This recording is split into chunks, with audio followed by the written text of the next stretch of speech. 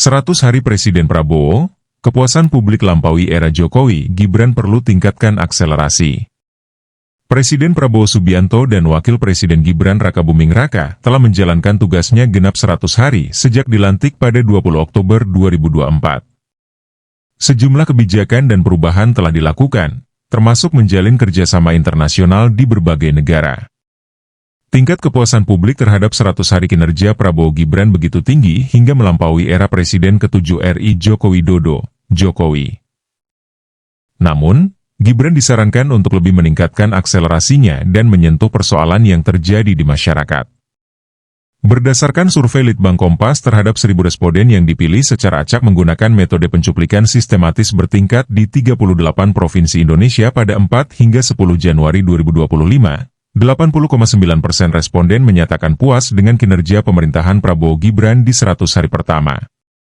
Sementara itu, hanya 19,1% responden yang menyatakan tidak puas dengan kinerja pemerintahan di bawah Prabowo Gibran. Tingginya tingkat kepuasan tersebut sejalan dengan tingginya tingkat keyakinan responden terhadap kinerja pemerintahan Prabowo Gibran selanjutnya. Hal itu terlihat dari 89,4 responden yang menyatakan yakin. Sedangkan, yang tidak yakin hanya 10,6% responden. Politik keamanan tinggi, penegakan hukum rendah. Tingginya tingkat kepuasan publik pada 100 hari pemerintahan Prabowo Gibran terlihat dari penilaian publik pada kinerja di bidang politik dan keamanan, Polkam. Hasil survei Litbang Kompas, tingkat kepuasan masyarakat terhadap bidang politik keamanan mencapai 85,8%. Ini kalau kita lihat per bidang, jadi di politik keamanan paling tinggi ya, 85,8%, kata manajer riset Litbang Kompas Ignatius Kristanto dalam memaparkan survei evaluasi 100 hari pemerintahan Prabowo Gibran secara virtual, Jumat, 17 Januari 2025. Dari data Litbang Kompas, tingkat kepuasan tersebut lebih tinggi dibanding bidang kesejahteraan sosial 83,7%, ekonomi 74,5%, dan hukum 72,1%. Meski menempati posisi paling tinggi, kenaikan tingkat kepuasan di bidang politik dan keamanan sebenarnya tidak terlalu tinggi jika dibandingkan pada hasil survei Litbang Kompas periode Juni 2024 atau saat pemerintahan dipegang oleh Presiden Joko Widodo, Jokowi. Tingkat kepuasan pada bidang politik dan keamanan hanya naik 0,3% dari era Jokowi. Lonjakan paling tajam justru terlihat pada bidang hukum dengan angka kepuasan dari 57,4% pada Juni 2024 menjadi 72,1% pada Januari 2025 atau bertambah 14,7%. Yang naik drastis yang penegakan hukum ini, dari pemerintahan Jokowi terkahir itu 57,4 itu melonjak ke 72,1 karena isu korupsi yang gencar ini ditangkap-tangkap itu, kata Kris. Sementara itu, tingkat kepuasan di bidang ekonomi berada di angka 74,5% atau naik 9,4% dari Juni tahun lalu, dan kesejahteraan sosial 83,7% atau naik 1,7%. Meskipun, tingkat kepuasan publik di bidang hukum meningkat dibandingkan era Jokowi, tetapi menjadi yang paling rendah di 100 hari kerja pemerintahan Prabowo Gibran. Namun, secara keseluruhan memang tingkat kepuasan publik terhadap 100 hari pertama kerja pemerintahan Prabowo Gibran memang sangat tinggi mencapai 80,9%. Bahkan, Litbang Kompas memotret bahwa tingkat kepuasan publik terhadap 100 hari kinerja Prabowo Gibran melampaui tingkat kepuasan terhadap kinerja 100 hari pemerintahan Presiden Jokowi. Berdasarkan data Litbang Kompas, tingkat kepuasan publik pada 100 hari kerja Jokowi pada periode awal menjabat yakni periode 2014 hingga 2019. Pada Januari 2015 atau 100 hari kinerja pemerintahan Jokowi Yusuf Kala, Litbang Kompas mencatat bahwa tingkat kepuasan publik berada di angka 65,1%. Meskipun, tingkat kepuasan publik terhadap kinerja Jokowi di akhir pemerintahannya, yakni pada 2024 mencapai 75,6%. Kepuasan terhadap kinerja Prabowo Gibran tinggi 80,9% ini termasuk tinggi. Pak Jokowi kan 75,6% di akhir periode pemerintahan, ujar Kris. Pak Jokowi 65% pada 100 hari kinerja, sementara Pak Prabowo langsung 80%, katanya lagi. Kinerja Gibran. Pembagian tugas antara Presiden dan Wapres juga dianggap relatif berjalan baik di awal pemerintahan. Kepala negara fokus mengkonsolidasikan kekuatan untuk mengeksekusi program kerja yang sudah dijanjikan. Sementara, Wapres turun ke bawah untuk menyosialisasikan berbagai program pemerintah seperti makan bergizi gratis, MBG. Gibran dinilai memiliki keunggulan lebih dekat dengan masyarakat di awal kerja pemerintahan.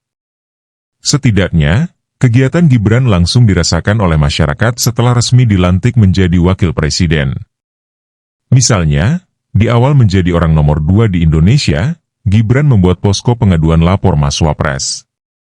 Warga dari seluruh wilayah Indonesia bisa datang langsung ke Istana Wapres untuk membuat laporan. Layanan ini dibuka dari hari Senin sampai dengan hari Jumat sejak pukul 8 pagi hingga pukul 14 siang. Warga juga bisa melaporkan aduan melalui WhatsApp 081117042207. Putra sulung dari Presiden RI Joko Widodo juga ini kerap menghadiri berbagai undangan dari berbagai kalangan, mulai dari organisasi kemasyarakatan hingga keagamaan. Ia pernah menghadiri pembukaan Tanwir-i Pemuda Muhammadiyah yang berlangsung di Hotel Arya Duta Menteng, Jakarta Pusat, pada Kamis, 21 November 2024. Menjelang pergantian tahun, Wapres aktif keliling gereja untuk memastikan perayaan Natal dan Tahun Baru berjalan tanpa kendala. Gibran sempat terlihat memimpin rapat persiapan menghadapi libur Natal dan Tahun Baru 2025 di dalam kereta cepat Jakarta-Bandung, yang dikenal dengan nama WOS. Gibran terlihat unggul dalam acara-acara seremonial serta mengesankan diri berpihak dan dekat dengan rakyat.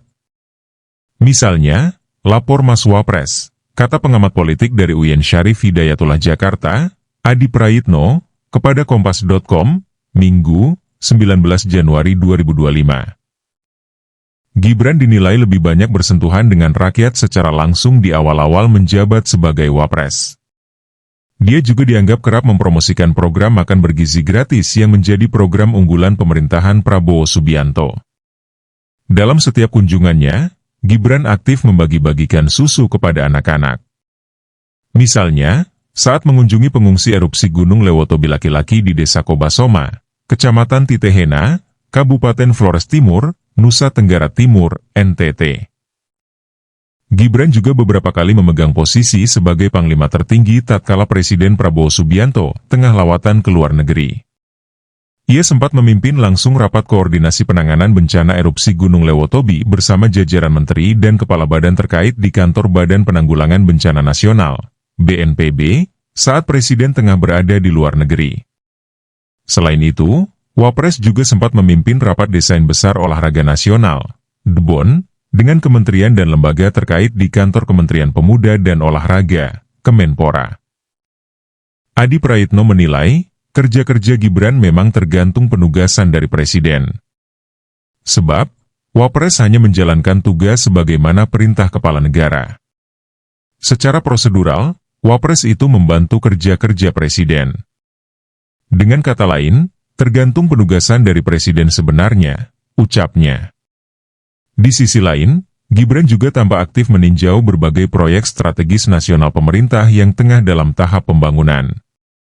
Namun, dari berbagai kegiatan yang telah dilakukan, Wapres dinilai belum menyentuh persoalan yang tengah dihadapi masyarakat.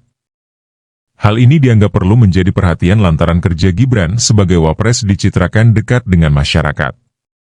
Kedepan, Gibran mesti meningkatkan akselerasi perannya sebagai Wapres, terutama menghadapi peristiwa penting dan krusial seperti soal pagar laut di Tangerang, anak SD nunggak SPP diperlakukan tidak adil, dan lainnya, kata Adi Prayitno. Termasuk manuvernya soal realisasi program strategis seperti ketahanan pangan dan menciptakan jutaan petani milenial. Gibran itu anak muda yang mesti jadi inspirasi bagaimana anak-anak muda mau jadi petani, imbuh dia.